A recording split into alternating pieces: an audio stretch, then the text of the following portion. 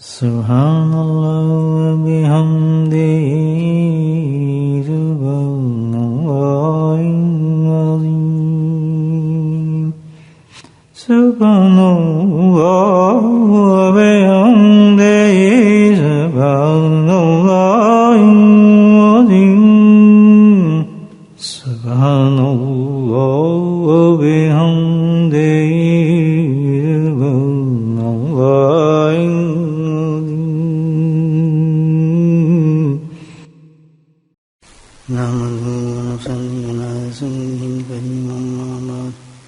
قال الله تعالى بقرآن مجيد أعوذ بالله من الشيطان الرجيم بسم الله الرحمن الرحيم إن الله وملائكته يصلون على النبي يا أيها الذين آمنوا صلوا عليه وسلموا تسليما اللهم صل على سيدنا ومولانا محمد الجود والكرم اللهم صل على سيدنا ومولانا محمد وعليه الف مرة اللهم صل على سيدنا ومولانا محمد وعليه وصحبه وبارك وسلم أما بعد جب کوئی شخص علم حاصل کرتا ہے تو اس عرف میں طالب علم کہا جاتا ہے. جیسے کہ الحمدللہ اب یہ مجلس ہے، اللہ کے فضل سے ہم جمع ہے تو ہم بھی طالب علم ہیں، علم کے لیے حاصل ہم موجود ہیں. علم چاہے کتابوں کا ہو یا ظاہر علم، اس کو حاصل کرنے والا بھی طالب علم ہے، چاہے علم آخرت کا ہو، روحانی علم ہو، باطنی علم ہو، اس کو بھی حاصل کرنے والا طالب علم ہے. دونوں علوم کو حاصل کرنے والے جو لوگ ہوتے ہیں ان کو طالب علم کہا جاتا ہے.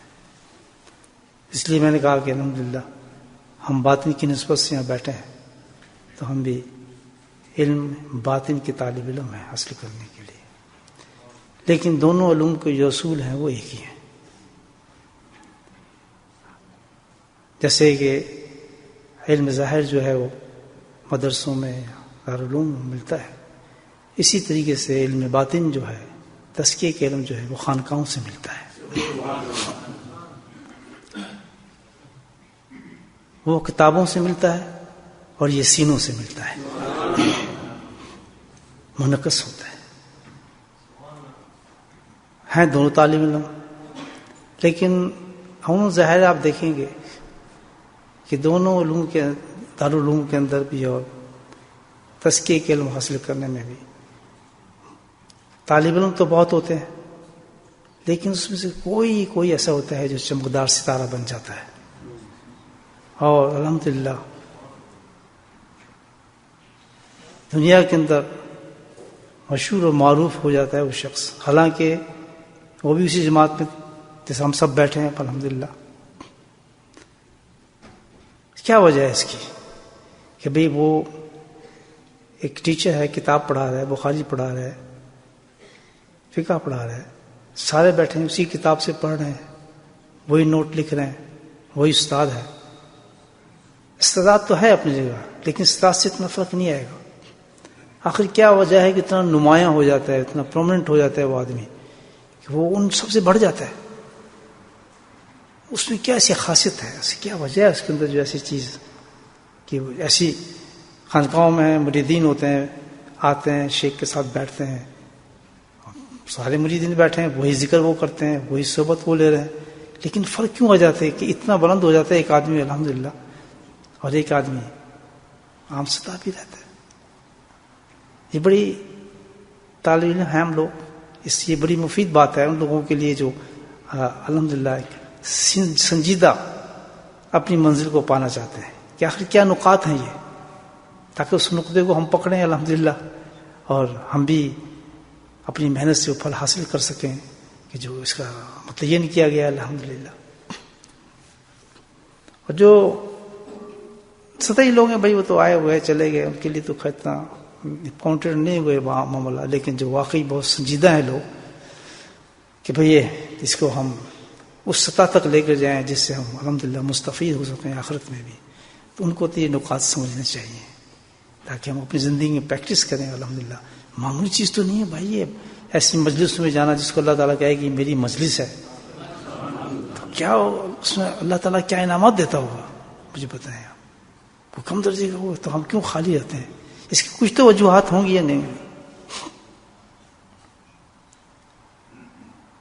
علامہ انور کاشمیری رحمۃ اللہ علیہ ایک بہت بڑے عجیب و غریب انسان گزرے، پائے درجے کے محدث تھے، تدریس بھی کرتے تھے، 40 سال انہوں نے حدیث کو پڑھا ہے، یہ بھی عام لوگ کرتے ہیں چلے، لیکن ان کا مقام بڑا عجیب تھا، عجیب و غریب تھے. باقی کہا جاتا ہے کہ 1000 سال کے اندر بھی ایسا انسان پیدا نہیں ہوتا. یہ خاصیت تھی ان کی. ویسے تھے کہ الحمدللہ اللہ نے ان پہ ایسا کرم فرمایا ہوا تھا ان کے سینے میں کہ 10 لاکھ حدیثیں ان کو حفظ تھی. کیا چیز ہے. اور پھر جب 10 لاکھ حفظ ہوں حدیثیں الحمدللہ، پھر اس درجے کا آدمی ہو کہ اپنے زمانے کا ابن حجر اسقلانی کہا جاتا ہے ان کو، اتنا مقام تھا ان کا، اتنا نور تھا ان میں، جس کے اندر سینے میں اتنی حدیثوں کا کیا حال ہوگا. الحمدللہ اتنا نور تھا کہ جب وہ باہر نکلتے تھے تو جتنے ہندو تھے ان کو دیکھ کر مسلمان ہو جاتے تھے. تو بڑا پھڈا ہو گیا کہ بھئی کیا چکر ہے، تو جس بستی سے گزرتا ہے تو ہندو جو کلمہ پڑھ لیتے ہیں تو وہ کہ ہم کریں کیا. اس کے چہرے پہ اتنا نور ہے کہ ہم اس کو دیکھتے ہیں تو کلمہ منہ سے نکل جاتا ہے. اور بے تحاشا جس وقت بازار نکلتے تھے تو اپنے چہرے پر بھی رومال ڈال لیتے تھے، ہجوم لگ جاتا تھا. اتنے نورات تھے، 10 لاکھ حدیث جس کو یاد ہوں. وہ کہ اس قدر بلند مقام اللہ پاک نے ان کو دیا تھا. یہ میں اس لیے عرض کر رہا ہوں کہ حالانکہ وہ بھی اسی جگہ پڑھے، ان کے ساتھ بھی تعلیم ہوں گے، سب کچھ ہوں گے، آخر یہ مقام ان کو کیسے ملا. مفتی اعظم ہند کفایت اللہ رحمۃ اللہ علیہ اپنے احباب کے ساتھ ایک طرح بیٹھے ہوئے تھے، وہی بڑے درجے کے آدمی تھے. تو انہوں نے کہا کہ اپنے احباب سے کہا کہ تمہیں معلوم ہے کہ انور کاشمیری کیسے بنا؟ تم تو یہی سمجھتے ہو کہ کتابیں پڑھی ہیں، علم کے ذریعے بنا ہے، یا اور بہت سی چیزیں تم نکال سکتے ہو، لیکن آج میں تمہیں یہ راز بتاتا ہوں یہ وجہ کیا تھی جس سے اتنا بلندی حاصل ہوئی ہے. اس کی یہ نقطہ سمجھنے والا ہے دوستوں، کہ دونوں علم میں سے جس کی بھی آپ اسٹوڈنٹ ہیں، یا اس علم کے یا اس علم کے، یہ نقطہ ہے ہم جیسے طالب علموں کے لیے کہ اگر ہم اس منزل کو پانا چاہتے ہیں الحمدللہ وقت ضائع نہیں کرنا چاہیے.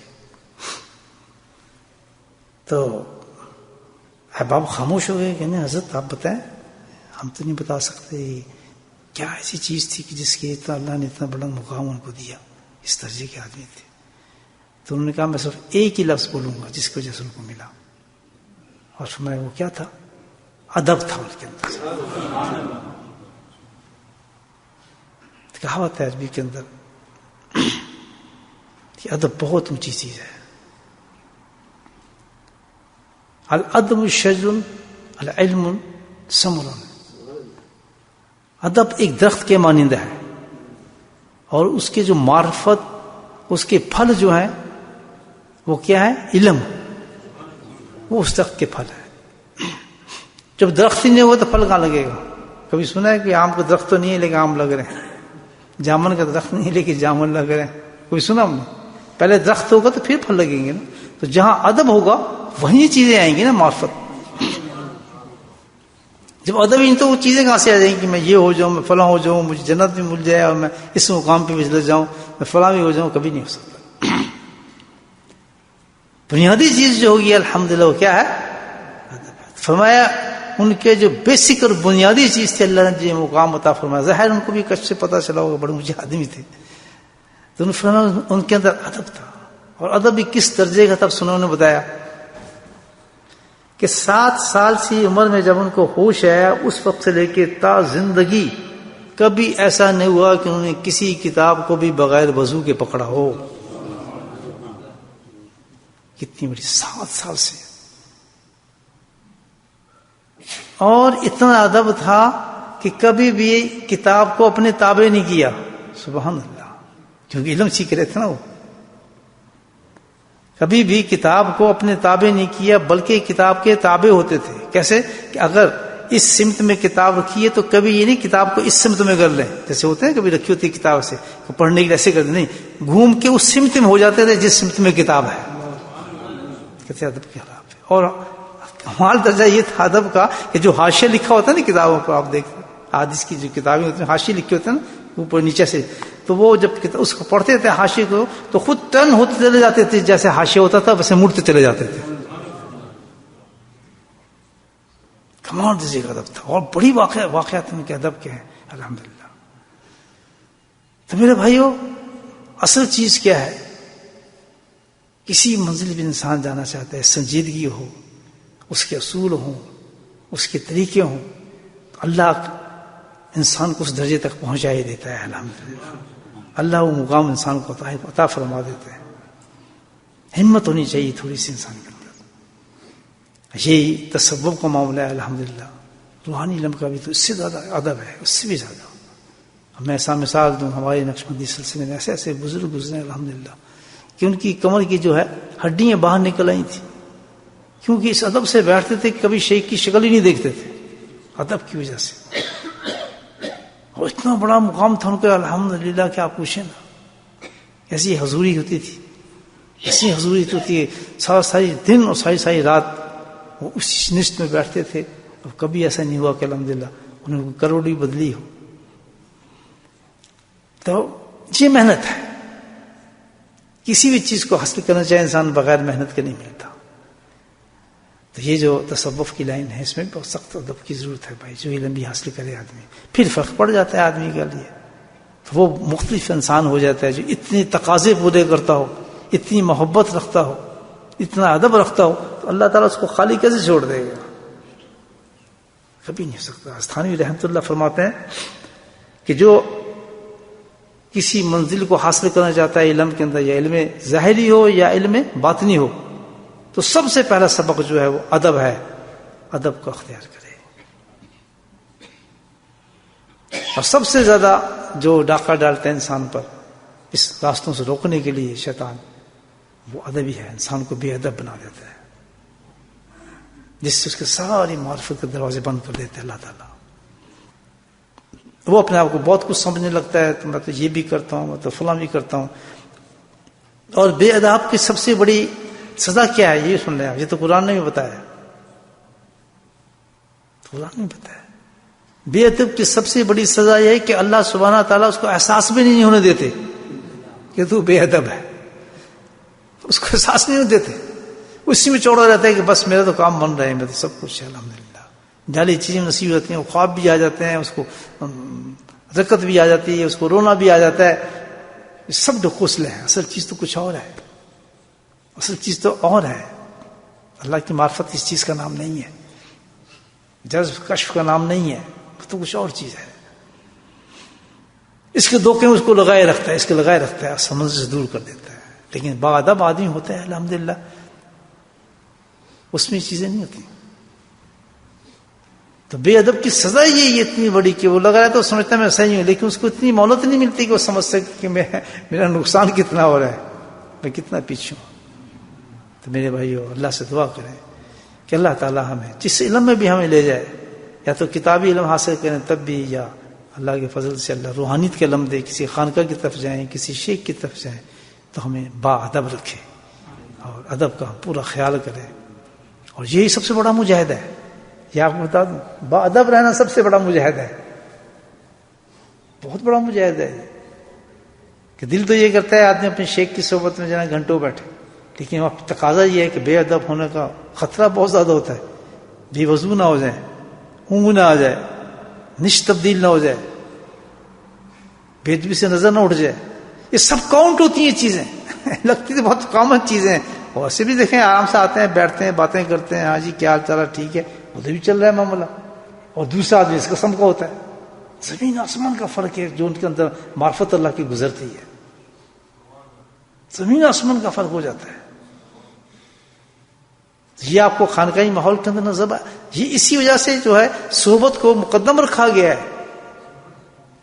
اذکار سے زیادہ صحبت کو مقدم رکھا ہے. ایک آدمی جو ہے وہ اطلاق کرتا ہے اس مزاج، اور ایک آدمی جو ہے الحمدللہ 10 گھنٹے اپنے شیخ کے ساتھ بیٹھتا ہے، اتنا ذکر نہیں کرتا. وہ افضل ہے جو بیٹھتا ہے صحبت میں، وہ منعکس کر جاتے ہیں چیزیں، ادب کی وجہ سے سیکھ جاتے ہیں اندر سے، اس میں چیز پیدا ہو جاتی ہے، چلنے میں، اٹھنے میں، بیٹھنے میں، خود بخود اس کے اندر الحمدللہ وہ ایسی چیزیں پیدا ہونا شروع ہو جاتی ہیں کہ جس سے اللہ کی طرف سے معرفت کے دروازے کھلنا شروع ہو جاتے ہیں.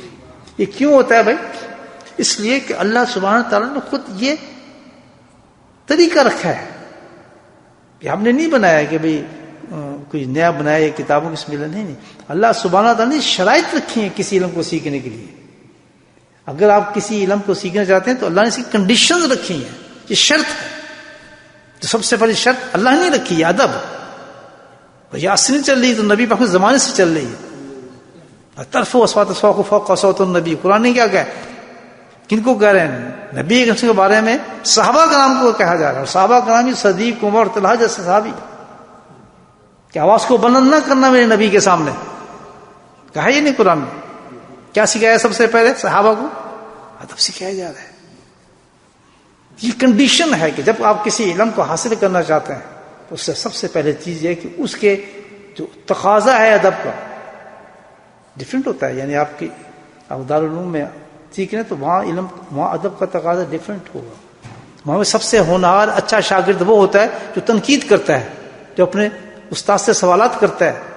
اور خانقاہوں میں اچھا سب سے بہترین شاگرد وہ ہوتا ہے جو تقلید کرتا ہے. بات نہیں سمجھے میری؟ نہیں سمجھے کہ جہاں علم سیکھیں گے آپ دارالعلوم میں تو سب سے بہترین شاگرد اس کو کہا جاتا ہے ہونہار جو سوالات کرتا ہے، پوچھتا ہے فقہ سے، دوسرے سوالات اپنے شیخ سے سوالات کرتا ہے. بید بھی نہیں ہے، وہ ادب ہے. اور خانقاہ کے اندر کیا معاملہ شیخ الٹ ہے کہ سب سے بہترین شاگرد وہ ہے جو خاموشی کے ساتھ تقلید کرتا ہے، پیروی کرتا ہے اس کی، اور خاموشی اختیار کرتا ہے. وہاں بولنا بے ادبی ہے اور وہاں خاموش ہونا بے ادبی ہے. سبحان اللہ.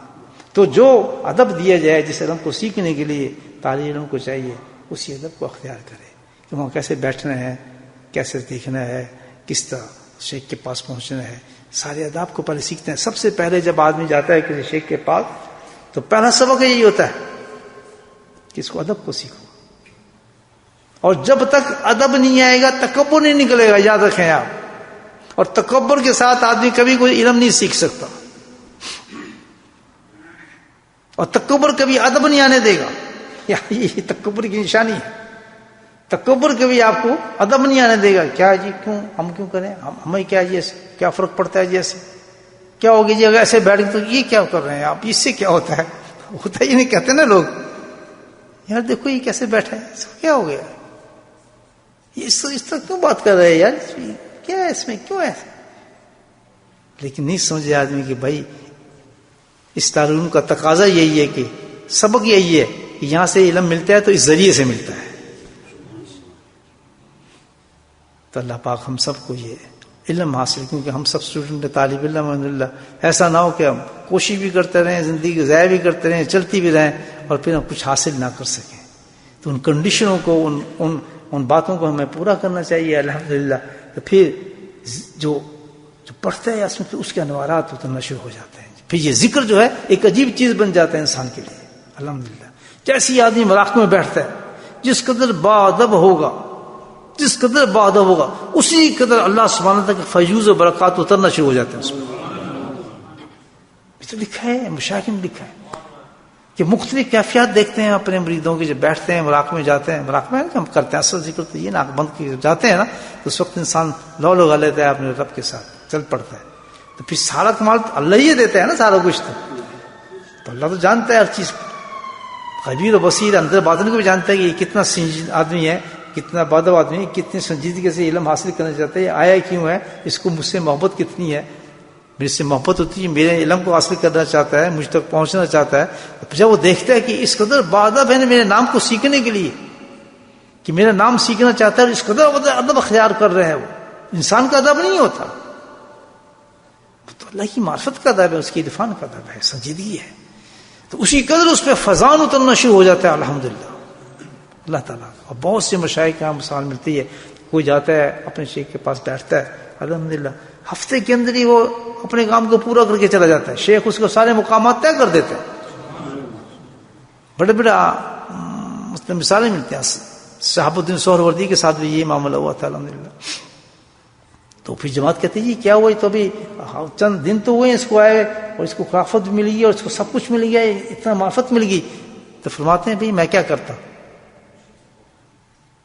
تیل بھی تھا اس چراغ کے اندر، بتی بھی تھی، میں نے تو صرف لائٹ ہی لگائی تو چل پڑا. ہاں ذوق بھی تھا، شوق بھی تھا، ادب بھی تھا. میں نے کمال نہیں کیا، یہ تو سب کچھ لے کر آیا تھا، میں نے تو صرف کیا کیا، لائٹ لگائی وہ روشن ہو گیا. الحمدللہ اللہ پاک ہمیں اس راستے میں سنجیدہ کرے دوستو. ہاں یہ تو بہت ہی زبردست راستہ ہے. سبحان اللہ، دنیا اور آخرت کے دروازے کھل جاتے ہیں اس معرفت سے. تو قبریں روشن ہو جائیں گی، سبحان اللہ، جنتیں کھل جائیں گی. یہ تو بڑی اونچی چیز ہے. ذکر کرنا اور ذکر کی مجالس میں بیٹھنا اور کسی شیخ کی صحبت اختیار کرنا، کسی شیخ کے پاس جانا اور اس کی صحبت میں بیٹھ کے ذکر کرنا، یہ تو خواب ہے، ڈریم ہے. تو ڈریم لگتا ہے، اس وقت جو ڈریم لگتا ہے کہ کتنا بڑا اللہ کا ولی تھا، ہم اس کی مجلس میں گئے، ہم وہاں بیٹھے، الحمدللہ آنکھ بند ہوتی ہے تو پھر اس کے تو نظارے نظر آنا شروع ہو جاتے ہیں کہ میں زندگی کیسے گزار کیا ہے، کیا کچھ اللہ تعالیٰ نے مجھے عنایت فرمایا. اس طرح میرے بھائیو انشاءاللہ ہم اس پر کوشش کریں کہ بھئی سب سے پہلے جو علم بھی حاصل کریں ہم اس کے تقاضے کو سمجھیں کہ یہاں کیسے جانا ہے، وہاں بستے کو کیسے پکڑنا ہے، وہاں کی کتاب کو کیسے پکڑنا ہے، وہاں کیسے جمع کرنا ہے، اس چیزوں کو ملفوظات کو کیسے لینا ہے. اس ادب کو ملحوظ رکھے آدمی، چاہے بوڑھا ہو، چاہے جوان ہو، چاہے کچھ بھی ہو، جس کا جو ادب ہے اس کو اختیار کرنا پڑتا ہے. بھئی اس مدرسے کا تو یہ ادب ہے. پھر وہاں سب کچھ چھوڑ کے آتا ہے، اپنا بادشاہ اپنی بادشاہت کو چھوڑ کے آتے ہیں. جہانگیر بادشاہ تھا، اندازہ لگائیں، پوری یہ آج کل کے بادشاہ نہیں تھے، بادشاہ تھا، سلطنت تھی. تو جب اپنے شیخ سے ملنا جاتے تھے حضرت مجدل سے رحمت اللہ سے، کیا قصہ جاتے تھے مجھے بتائیں آپ. کتنا بڑا بادشاہ، کیا مقام اس کا، اور ایک فقیر سے ملنا جا رہا ہے اس کے بستی کے اندر. میلوں دور کہتا تھا اپنی فوج کو، اپنے سب کو کہ سب رک جاؤ، یہاں جوتے اتار دیتا تھا. یہ عام آدمی نہیں ہے، بادشاہ کی بات کر رہا ہوں. جوتے اتار دیتا تھا اور پیدل سفر کرتا تھا کہ مجھے اپنے شیخ تک پیدل جانے دے تک میں بے ادب نہ ہو جاؤں. تو پھر ملا کیا، اتنے لاکھوں کے قریب پوری دنیا ان کے اتنے بڑے بڑے مرید تھے حضرت کے. آپ نے ہاتھ پکڑا جہانگیر بادشاہ کا اور فرمایا جہانگیر میں تجھے وہ مقام دے رہا ہوں، سن کہ جب میں اللہ کے دربار میں جاؤں گا تو اللہ مجھ سے پوچھے گا کیا لے کر آیا، تو میں کہوں گا اللہ میں اس جہانگیر کو اپنے ساتھ لے کر آیا. ہم کہتے ہیں غریبی آدمی وہ بنتا ہے اللہ کا ولی. نہیں، غریب امیر کی تمیز نہیں ہے، دل کی بات ہے. بادشاہ بھی اپنے آپ کو نیچا کر دے گا اللہ کی محبت کے اندر، معرفت میں وہ بھی بلند ہو جاتا ہے. اللہ دین بھی دیتا ہے، دنیا بھی دے دیتا ہے انسان، بس تکبر انسان ہے. تو یہ ساری جو باتیں ہیں، یہ سٹوری اس لیے ہیں کہ ہم میں بھی یہ مقام حاصل کرنے ہیں. بس روٹی کھانا، چوزا پکڑا، یہ وہ، اس سے کام نہیں چلتا. پھر 5 وقت نماز پڑھ لی نہیں، یہ تو بڑے راستے ہیں. ابھی عشق کے امتحان اور بھی ہیں میرے بھائیوں. اللہ نے جنتیں ایسی بنائی ہیں، ایسی جنتیں سنواری ہیں ہمارے لیے، ایسی جنتوں کو سجایا ہے کہ ہم سوچ بھی نہیں سکتے، انتظار کر رہی ہیں ہمارا. اللہ کی قسم انتظار کر رہی ہیں کہ کب آئیں، لیکن ہم اس کو مانا ہی نہیں چاہتے. ایک روٹین زندگی گزار رہے ہیں کہ نہیں اس سے زیادہ ہم نے نہیں کرنا، اس سے زیادہ ہم فلاں نہیں کریں گے. جانے لگا دیں اپنے دوستوں، کوئی معمولی چیز نہیں ہے. ایسی جنتیں سجائی ہیں، وہ جنتیں درجات پر ہیں. یہ تو الحمدللہ ہے ہی معاملہ سارا کہ جنت میں تو سب جائیں گے. جس نے کلمہ پڑھ لیا جنت ہے ہی ہے. جنت تو ملنی ہی ملنی ہے، اورے تو ملنی ہے، لیکن وہ پرماننٹ ہیں، دائمی ہیں، ہمیشہ کے لیے ہیں. کیا آپ پسند کریں گے کہ آپ کا ساتھی اتنی اونچی جنت میں بیٹھا ہو اور مزے کر رہا ہو اور آپ نیچے بیٹھا ہو؟ اس وقت کیا حال ہوگا دوستو؟ وہاں تو ترقی بھی نہیں ہوگی. پتہ ہے آپ کو اللہ کہ جو وہاں تو نے کمانا تھا تو کمایا کیوں نہیں؟ اس وقت تو کہتا نہیں بس اتنی کافی ہے، فرض ادا کر رہے ہیں ٹھیک ہے.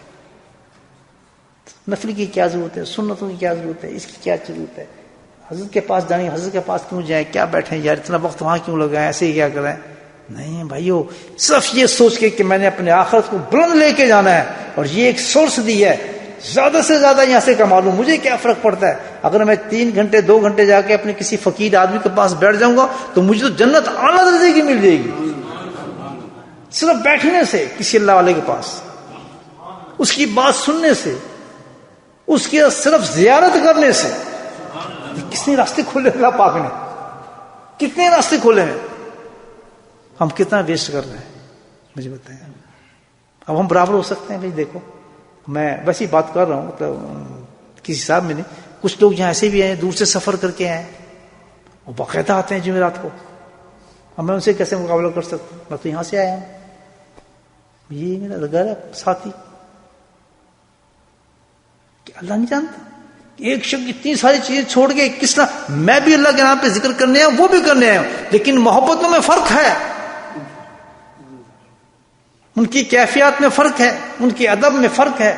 ان کو اتنا ادب ہے اللہ کے نام سے کہ پتہ ہے وہاں فلاں مقام پہ پورٹن کے اندر ذکر ہو رہا ہے, چلو بھائی کوئی بلیک بن سے آ رہا ہے, کوئی فلاں سے آ رہا ہے, آپ کے سامنے مجموعہ بیٹھا ہے, پوچھ لیں ان کو کوئی انویٹیشن دی ہے, کچھ نہیں. اس کو کہتے ہیں ذالک فضل اللہ یؤتیہ من یشاء, جس کو اللہ فضل دینا چاہتا ہے اس کے دروازے کھول دیتا ہے. اس کے لیے بلیک بن کر بولٹنے کا راستہ 5 منٹ کا بن جاتا ہے, جو ہمیں بہت دور کا لگتا ہے.